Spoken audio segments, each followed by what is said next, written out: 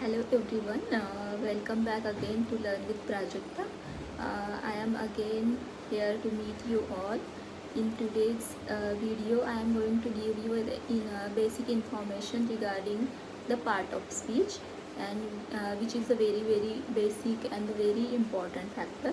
If you come to know all these part of speech, you will understand the further part of the grammar.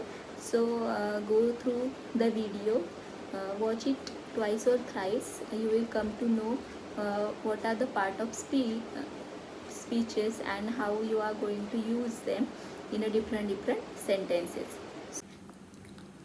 Now we are going to see the very important factor, that is a part of speech, which is the very basic and very important. So I am going to give you the information about the basic forms and the meanings of the part of speech. So what is the part of speech? The words that we use can be divided into these classes. So again, here are the types are given. There are the eight types, and every each and single word is divided into these one of these parts. So here are the 8 parts which we call it as a part of speech.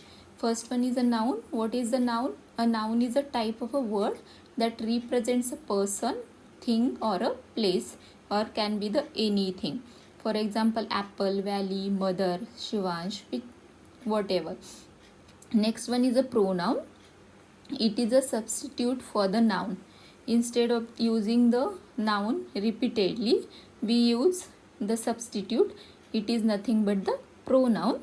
For example, I, me, he, she, it, they, we, you, etc. Third one is the adjective. An adjective is a word that describes something or describes the noun. For example, small, big, cold, silly, beautiful, charming, etc. Fourth one is a verb. A verb is a type of a word that describes an action or a state of being. Action word is nothing but the verb. For example, like, see, walk, run, jump, down, have, think. We can have many more examples. Next one is the adverb.